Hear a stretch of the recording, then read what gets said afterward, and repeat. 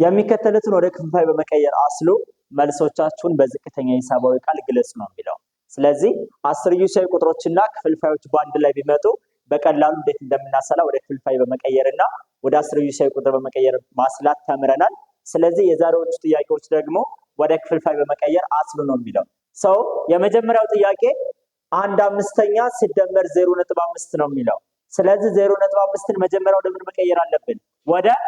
ወደ ምን መቀየር አለብን? ወደ ክፍልፋይ መቀየር አለብን። ስለዚህ 1/5 ሲደመር 0.5 ማለት ወደ ክፍልፋይ ሲቀየር ስንት ይሆናል? 5/10 10ኛ።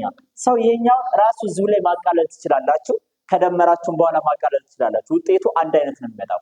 እዚህ ጋር ስታቃልሉት ለምሳሌ በ5 ስንት ይሆናል? 1 10 በ5 2። ስለዚህ 1/5 ሲደመር 1 ስንተኛ? ሁለተኛ። 1 ሁለተኛ ታደርጋላችሁ ማለት ነው። ስለዚህ 1/5 ሲደመር 1 ሁለተኛ። የጋራ ቆጣሪያችሁ ስንት ይሆናል? 10 ነው የጋራ ቆጣሪያቸው 10። አሁን የጋራ ቆጣሪያቸውን ካገኛችሁ በኋላ ብዙ ተማሪዎች የሚሳሳቱት 1 ሲደመር 1 እያደረጉ አይደለም። 10 ሲካፈል ለመጀመሪያው ክፍልፋይ ቆጣሪ ወይም ታህት 10 ሲካፈል ለ5 ስንት ነው?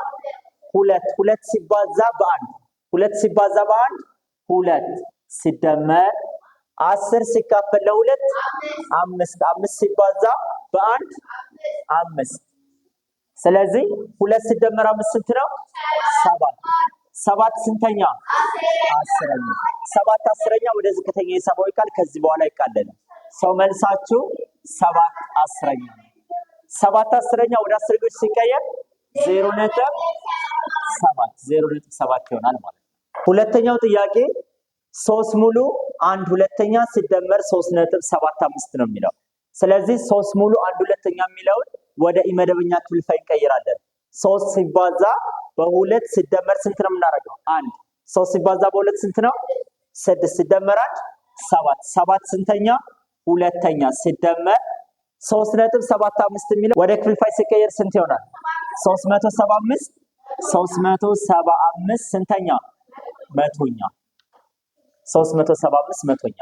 ሰው እነዚህን ወደ አስርዮሻዊ ቁጥር ይሄኛው አስርዮሻዊ ቁጥሩን ወደ ክፍልፋይ ቀይረን ነው። ስለዚህ አሁንም ይሄንን ትልቅ ቁጥር እንዳትሰሩ እንዳትቸገሩ እናቃሉት።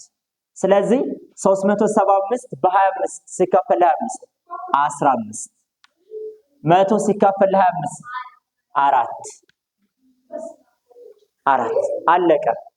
ሰው 7 ሁለተኛ ሲደመር እኩል ይሆናል 7 ሁለተኛ ሲደመር 15 ስንተኛ? አራተኛ። 15 አራተኛ ነው የምታደርጉት ማለት ነው። ሰው የ2 እና የ4 ትንሹ የጋራ ብዜት ስንት ነው? 4 ነው። 4 ብላችሁ ትጽፋላችሁ። 4 ሲካፈል ለ2 4 ሲካፈል ለ2 2 2 ሲባዛ በ7 14 14 ሲደመር 4 ሲካፈል ለ4 1 1 ሲባዛ በ15 15። ስለዚህ 14 ሲደመር 15 29 29 ስንተኛ? አራተኛ። ስለዚህ መልሱ 29 ስንተኛ ነው? አራተኛ ማለት ነው። 29 አራተኛ። ሶስተኛው ጥያቄ 4.25 ሲቀነስ 17 አራተኛ ነው የሚለው። ስለዚህ 4.25 ወደ ክፍልፋይ ሲቀየር ስንት ይሆናል? 425። ይሄኛው በጣም ቀላል ነው። 425 ስንተኛ? መቶኛ። 425 መቶኛ ሲቀነስ 17 ስንተኛ?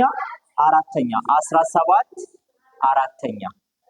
ስለዚህ ስትፈልጉ ይሄንን አቃላችሁ መጀመሪያ መስራት ትችላላችሁ።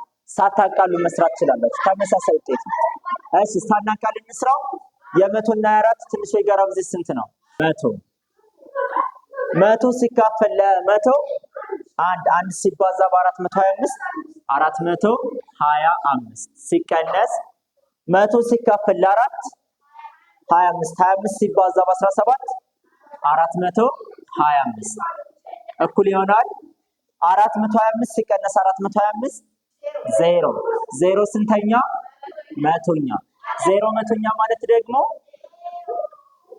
0 ማለት ነው። ስለዚህ መልሱ 0 ነው ማለት ነው።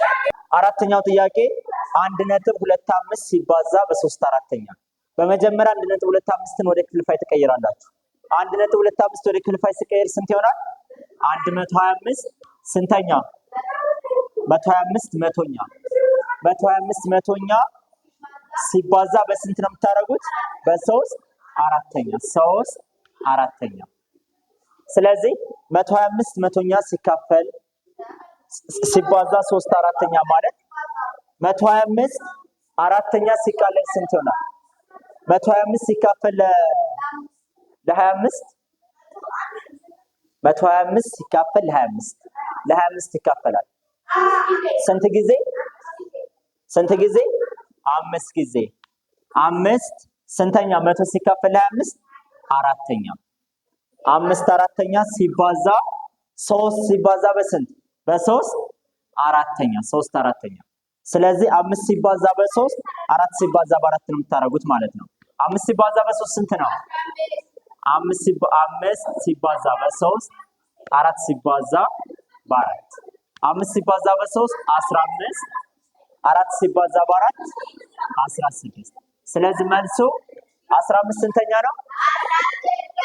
15 16ኛ። ሁለተኛው ጥያቄ 3 ሙሉ 5 8ኛ ሲባዛ በ0.12 ነው የሚለው። ስለዚህ በመጀመሪያ ድብልቅ ቁጥሩን ወደ ኢመደበኛ ክፍልፋይ እንቀይራለን። 3 ሲባዛ በ8 24 ሲደመር 5 ስንት ነው? 29። 29 ስንተኛ?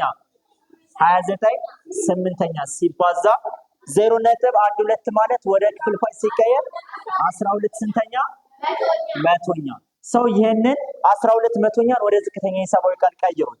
እኩል ይሆናል 29 8ኛ ሲባዛ 12 መቶኛ 12 ሲካፈል ለ4 3 100 ሲካፈል ለ4 25። ስለዚህ አሁን ይሄኛው መስራት ማለት ነው። ቀላል ነው በጣም። እሺ 29 ሲባዛ በ3 8 ሲባዛ በ25 ነው የምታደርጉት። 29 ሲባዛ በ3 29 ሲባዛ በ3 ስንት ነው? 87። እሺ 8 ሲባዛ በ25 200 200። ሰው 87 ስንተኛ? 200ኛ። ስለዚህ የመጨረሻ መልሳችን ስንት ነው ማለት ነው?